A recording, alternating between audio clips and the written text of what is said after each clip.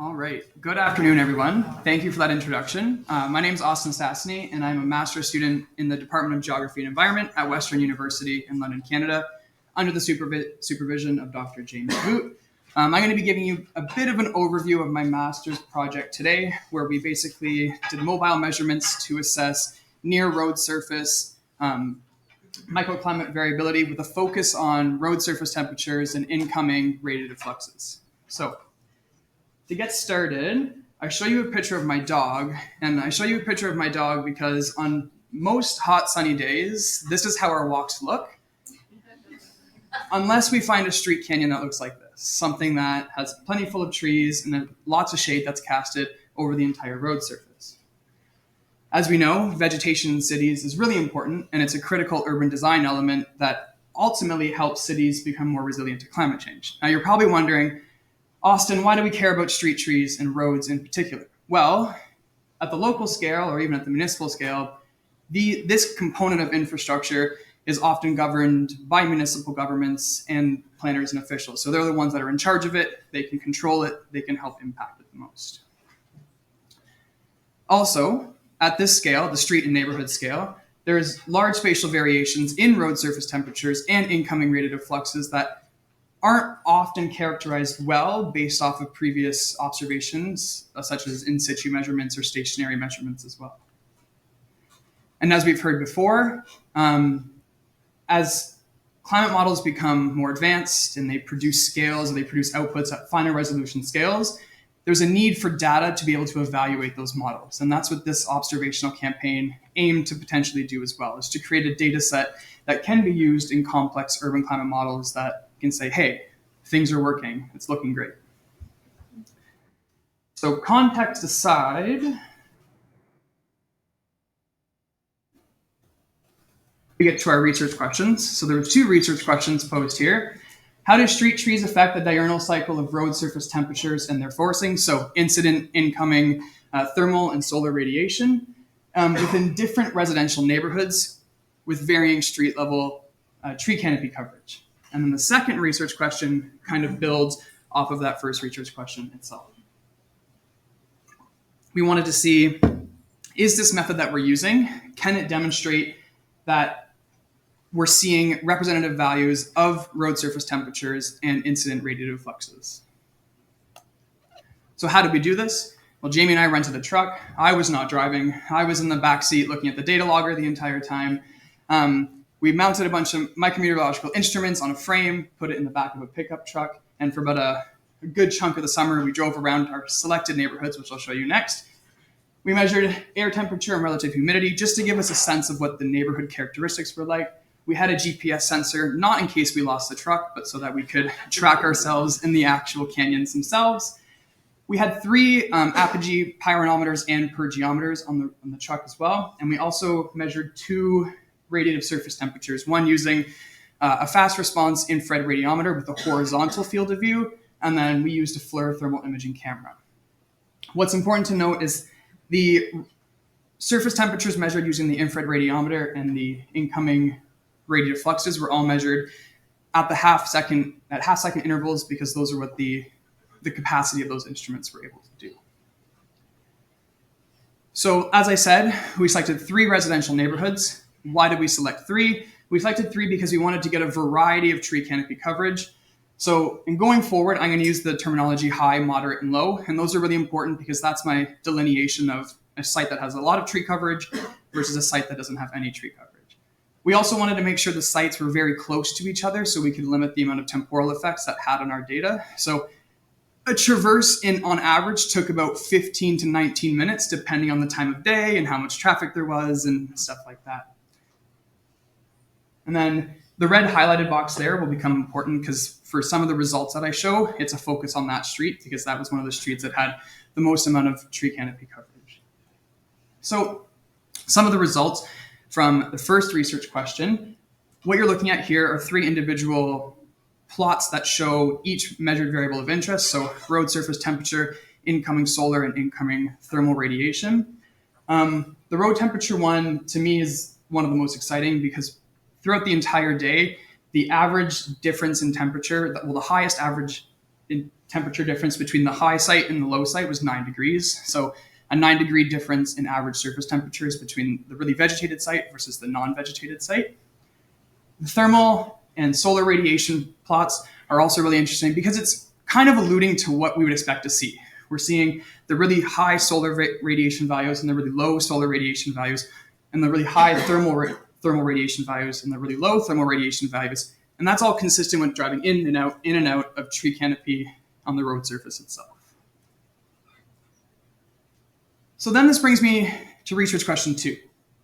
How do we know what we're doing is actually generating us, the extreme temperatures and then the extreme radiation values as well? So we said we need to find truths. We need to find actual values that we can compare our observational data to. So the first thing we did was to derive a representative value of T road. We said we wanted to create thermal composites, so images that had at least one road segment of, from start to finish, a good temperature distribution. So what did we do? We measured road surface temperatures. We extracted a bunch of images. So some composites took 70 images, some composites took 50 images. We extracted the amount of images that we wanted, and then we said, yeah, we're good with this set. And then we had to reproject the images. So because of the limitations of the truck and how the instrument was positioned, it wasn't a perfect nadir view. So we had to basically reproject those images based off of a selected area on the image.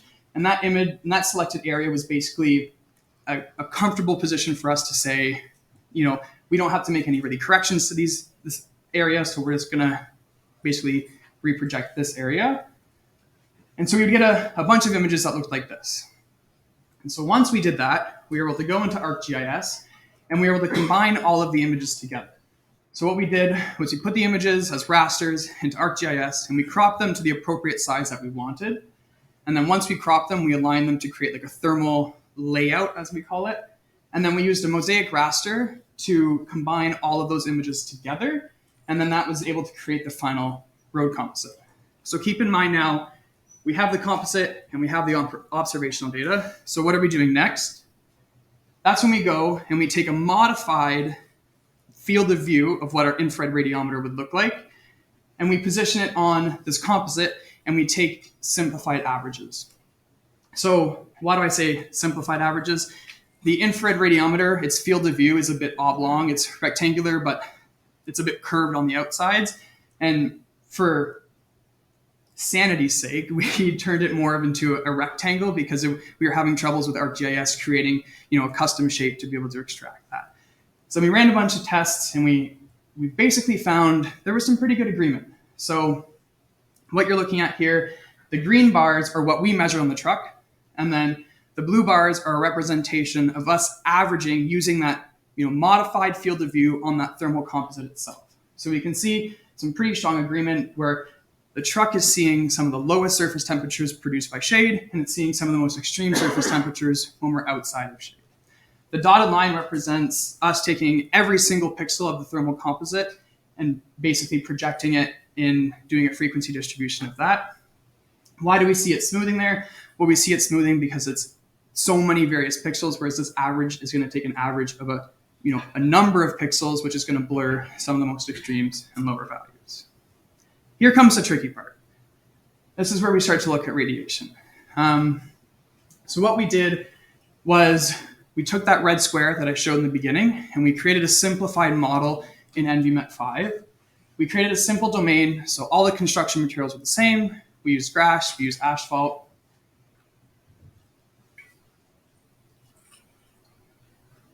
And how do we know that our model was a good representation of reality?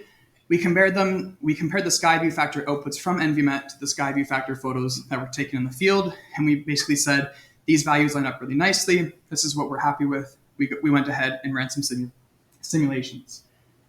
For us, there was more of a focus on specific tree geometry characteristics themselves rather than tree species, because we ran some simulations that was a focus on specific tree species themselves, but those didn't really reflect what we necessarily thought were representative of the geometry of the trees in the actual area itself. So what did we find? The top image, or the top left, I believe, the one with the black and red dotted lines there, are outputs from EnviMet. And the bottom ones there are all outputs from the infrared, the pyranometers and pyrogenometers that we saw. So what do we see? We see pretty nice agreement. We see pretty good patterning between what we measured and then what we modeled. And we're even seeing that in our distributions there along the truck, we're picking up some of the, what you might want to call more dappled effect that we're seeing on the actual road surface itself as we're passing in and out of tree canyons. So what do I want you to take away from this? Trees are great. They cast great shade. They're really great for walking your dog under. But we found it was really good at reducing surface temperatures. Even when you take an entire site and you average the surface temperatures together, there's a great deal of reduction in surface temperature. We're seeing what we'd expect to see. We're seeing really good, distributions of extreme temperatures, extreme solar radiation values, and we're seeing those really low valued as well, indicative of transporting in and out of trees or underneath tree canopies themselves. And with that, City of London, thanks for letting us drive our truck around. We didn't get stopped too many times, but some people did ask us questions. And then this wouldn't have been possible without my supervisor, Jamie, and then the funding, and then all the undergraduate students along the way. So thank you.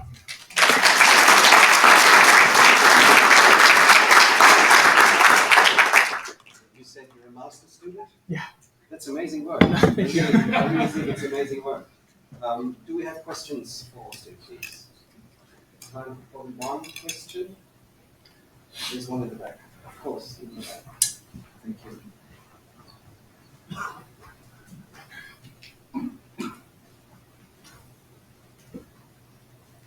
Thank you for a nice presentation. I would just have a comment and a question. Previous presentation was about the street canyon in Q4, but actually we don't have a street canyon. I think we have like attached houses which are sparsely, so it's another story. So just maybe don't use the street canyon in this case. Thank you. There is one more question. We have time for it if it's a short one. Gentleman over here. Thanks for the presentation. I think it would be very nice for research if you can consider it as a future the type of leaves, because everything will be dependent on that. So if you can characterize this one in a way that you can develop a model, it would be fantastic. Yeah, that's great. And that's one thing we noticed too is even amongst the three sites that we were studying, the tree species were very, very different. So yeah, I agree. Species and type of leaf is really important as well. Great. Thank you, Austine.